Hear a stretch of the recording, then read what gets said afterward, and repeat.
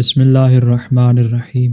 11 محرم کو کاروان عشق کربلا سے کوفہ کی جانب روانہ ہوا، اور جب 12 محرم کا روز آیا تو قبیلہ بنی اسد کے افراد آئے تاکہ امام حسین علیہ السلام اور آپ کے جانساروں اور دیگر شہداء کو دفن کریں۔ لیکن جب انہوں نے دیکھا کہ جتنے بھی بدن وہاں پر موجود ہیں ان کے اوپر سر موجود نہیں، حتیٰ کہ ان کے بدن پر لباس بھی نہیں ہے، اور بہت سے لاشیں ٹکڑے ٹکڑے ہو چکے ہیں، تو وہ حیران و پریشان ہو گئے کہ ان لاشوں کو کس طرح سے دفن کیا جائے کہ اچانک کوفہ کی جانب سے پردہ ہٹا اور امام سجاد علیہ السلام تشریف لائے۔ امام علیہ السلام ان کو بیان کرتے جاتے تھے اور وہ شہداء کو دفن کرتے جاتے تھے۔ اس کے بعد امام علیہ السلام خود آگے بڑھے اور اپنے بابا کے لاشے کو اٹھایا اور آپ نے زمین کربلا میں دفن کیا۔ ساتھ اپنے بابا کو یاد کر کے گریہ بھی فرماتے تھے اور ساتھ میں یہ بھی کہہ رہے تھے، خوش قسمت ہے وہ سرزمین کہ جس نے آپ کو اپنی آغوش میں لے لیا، کیونکہ آپ کے بعد یہ دنیا تاریک اور آخرت نورانی ہے۔ ہماری رات کی نیندیں ختم ہو گئی ہیں اور غموں اور دکھوں کا اس وقت تک کوئی خاتمہ نہیں جب تک آپ کے اہل بیت آپ کے ساتھ نہ آ ملیں۔ اے فرزند رسول، میرا آپ پر سلام ہو اور آپ پر اللہ کی رحمتیں اور برکتیں ہوں۔ اپنے بابا کو زمین کربلا میں دفن کرنے کے بعد امام علیہ السلام نے اپنی انگشت مبارک سے قبر مظلوم پہ یہ جملہ لکھا، ھذا قبر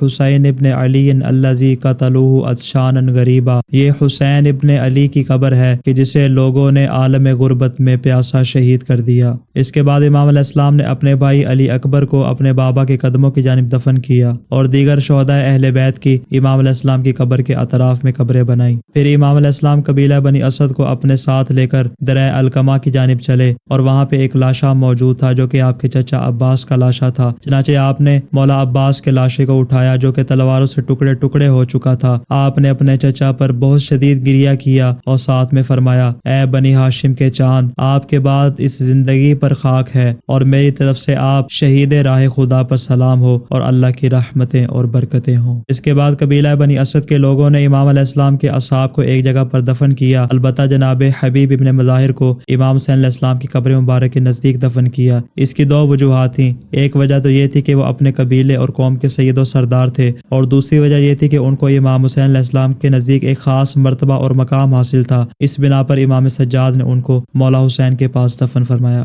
البتہ حر ابن یزید ریاحی کی قبر کے متعلق اختلاف پایا جاتا ہے، بعض کے نزدیک یہ ہے کہ ان کو دیگر اصحاب کے ساتھ ہی دفن کیا گیا، جبکہ بعض کے نزدیک ان کے قوم و قبیلہ کے افراد ان کو لے گئے تھے اور ان کو اپنے پاس ہی دفن کیا تھا۔ البتہ شہداء کربلا کو دفنانے کا عمل ایک ایسا اعزاز اور افتخار بن چکا تھا کہ قبیلہ بنی اسد کے لوگ دیگر اقوام و قبائل کے اوپر فخر کرتے تھے اور کہتے تھے، ہم وہ لوگ ہیں جنہوں نے امام حسین علیہ السلام، آپ کے اہل بیت اور آپ کے اصحاب پر نماز جنازہ پڑھی اور ان کو دفن کیا۔ دوسری جانب سے 11 محرم کو کربلا سے روانہ ہونے والا کاروان عشق 12 محرم کو کوفہ میں پہنچا۔ ابن زیاد نے حکم دیا کہ سر حسین کو کوفہ سے باہر لے جایا جائے اور قیدیوں کے قافلے کے ہمراہ دوبارہ شہر کوفہ میں لایا جائے۔ چنانچہ امام علیہ السلام اور دیگر شہداء کے سروں کو نیزوں پر بلند کیا گیا، اور سب سے آگے امام مظلوم کا سر تھا۔ اسی کیفیت کے ساتھ اسیران اہل بیت کو شہر کوفہ میں داخل کیا گیا اور ان کو ہر کوچہ و بازار میں پھرایا گیا، اور تاریخ میں ملتا ہے کہ اس دن شہر کوفہ میں اس قدر زیادہ بھیڑ تھی کہ نہ اس سے پہلے اتنا زیادہ رش اس شہر کوفہ میں دیکھا گیا، اور نہ اتنا زیادہ ہجوم اس کے بعد دیکھا گیا۔ اور بازار کوفہ کے کیا حالات تھے! مسلم جساس جو کہ مکانات کی تزئین و آرائش کا کام کرتا تھا، اور ابن زیاد نے اس کو دارالعمارہ کی مرمت و سفیدی کے لیے بلایا تھا۔ چنانچہ جب یہ اپنے کام میں مصروف تھا تو اس نے دور سے ایک شور و گل سنا۔ اس نے اپنے ساتھی سے پوچھا، یہ کیسا شور و گل ہے؟ اس نے کہا کہ ایک خارجی کے سر کو امیر کے پاس لایا جا رہا ہے کہ جس نے یزید کے خلاف بغاوت کی تھی۔ مسلم نے اس سے پوچھا اس کا نام کیا تھا؟ تو اس شخص نے کہا حسین ابن علی۔ جیسے ہی مسلم نے سنا حیران و مبہوت رہ گیا، اور جب اس کا ساتھی وہاں سے چلا گیا مسلم نے اپنے منہ پر ماتم کرنا شروع کیا، اور اس قدر ماتم کیا کہ مسلم کہتا ہے مجھے محسوس ہوا کہ میری آنکھوں کی بینائی زائل ہونے والی ہے۔ چنانچہ میں نے اپنے ہاتھوں کو روک لیا، میں نے اپنا کام چھوڑا اور بازار کوفہ میں مقام کناسہ پہ آ گیا کہ جہاں پہ لوگ کوڑا وغیرہ پھینکا کرتے تھے۔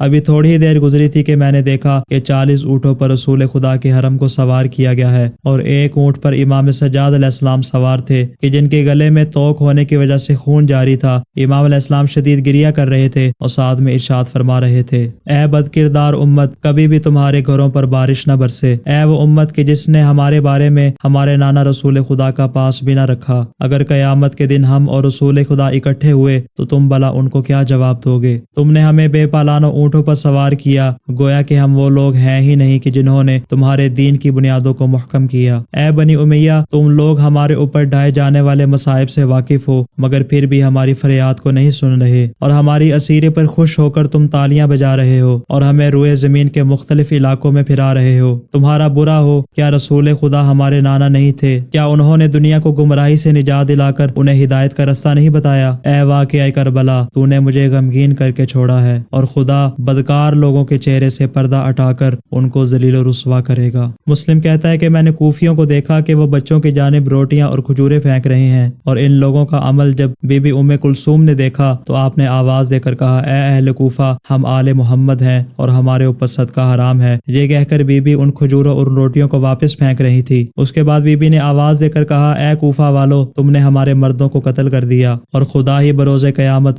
ہمارے اور تمہارے درمیان فیصلہ کرے گا۔ یہ سن کر کوفہ والوں کے گریے کی صدا بلند ہوئی۔ اتنے میں نے دیکھا کہ مجھے شہدائے کربلا کے سر نظر آنے لگے۔ ان تمام سروں میں سب سے آگے ایک حسین و جمیل سر تھا، ایسے محسوس ہو رہا تھا جیسے وہ 14ویں کا چاند ہے۔ وہ سر مقدس حسین ابن علی تھا، جو ہو بہو اپنے نانا رسول خدا کی شبیہ تھا۔ آپ کی ریش مبارک سیاہ خضاب کی وجہ سے رنگین تھی، اور ہوا آپ کی ریش مبارک کو دائیں اور بائیں جانب حرکت دے رہی تھی۔ جب بی بی نے اپنے بھائی کے سر کی جانب دیکھا تو آپ نے روتے ہوئے ارشاد فرمایا، اے میرے چاند، تو ابھی اپنے کمال کو نہیں پہنچا تھا کہ تجھے گہن لگ گیا اور تو جلد غروب ہو گیا۔ اے میرے دل کے ٹکڑے، میرا یہ ہرگز گمان نہ تھا کہ اس طرح کا دن ہمارے مقدر میں لکھا ہوگا۔ اے میرے ماں جائے، اپنی بچی سے بات کرو، کیونکہ شدت غم سے اس کا دل پگھلا جا رہا ہے۔ اے میرے بھائی، آپ کا دل تو ہم پہ بڑا مہربان تھا، مگر اب کیا ہو گیا کہ وہ ساری مہربانی ختم ہو گئی۔ اے جان خواہر، کاش آپ اپنے بیٹے سید سجاد کو قید میں دیکھتے کہ اس میں یتیموں کے ساتھ بات کرنے کی بھی طاقت نہیں ہے، اور جب بھی ظالم اسے تازیانے مارتے تھے تو وہ تجھے آہوزاری سے پکارتا تھا اور اس کی آنکھوں سے اشکوں کا سیلاب جاری ہو جاتا تھا۔ اے میرے بھائی، تو اسے اپنی آغوش میں لے لے اور اسے اپنے پاس بلا لے، اور اس کے سخت اور رنجیدہ دل کو تسلی دے دے۔ کس قدر ذلت کا شکار ہے وہ یتیم کہ جو اپنے بابا کو بلائے مگر وہ اسے جواب نہ دے۔ ایک شخص کہتا ہے کہ میں بازار کوفہ میں بیٹھا تھا اور مجھے امام حسین علیہ السلام کی شہادت کا علم نہیں تھا۔ میں نے لوگوں کو عظیم حیرت و وحشت میں مبتلا دیکھا۔ اتنے میں میرے کانوں میں اللہ اکبر اور لا الہ الا اللہ کی صدا گونجی۔ میں پریشان ہو کر کھڑا ہوا۔ اچانک میں نے دیکھا کہ کچھ سروں کو نیزوں پر بلند کر کے لایا جا رہا ہے، اور ان کے ساتھ کچھ معصوم بچیاں اور کچھ خواتین ہیں کہ جنہیں بے پالان اونٹوں پر بٹھایا ہوا ہے، اور ان کے سر حیا کی وجہ سے جھکے ہوئے ہیں۔ پھر میں نے ایک جوان کو دیکھا کہ جو زنجیروں سے جکڑا ہوا تھا اور اس کے پاؤں سے خون بہ رہا تھا۔ نیزے پہ وہ سر جو سب سے آگے تھا وہ نہایت ہی نورانی اور چمکدار تھا، اور اس کو اٹھانے والا بلند آواز سے کہہ رہا تھا، بلند نیزے کے اٹھانے والا میں ہوں، سیکل شدہ چمکدار تلوار والا میں ہوں، اور میں ہی ہوں حقیقی اور اصل دین کو قتل کرنے والا۔ یہ سنتے ہی قیدی خواتین میں سے ایک بی بی بولی، اے ظالم، اس طرح کہہ کہ میرے پاس اس کا سر ہے کہ جس کو بچپن میں جبرائیل نے لوریاں دیں، جس کے خدمت گزاروں میں میکائیل و اسرافیل و عزرائیل جیسے فرشتے ہیں، جس کے آزاد کردہ میں سلسائیل فرشتہ ہے، جس کے قتل کی وجہ سے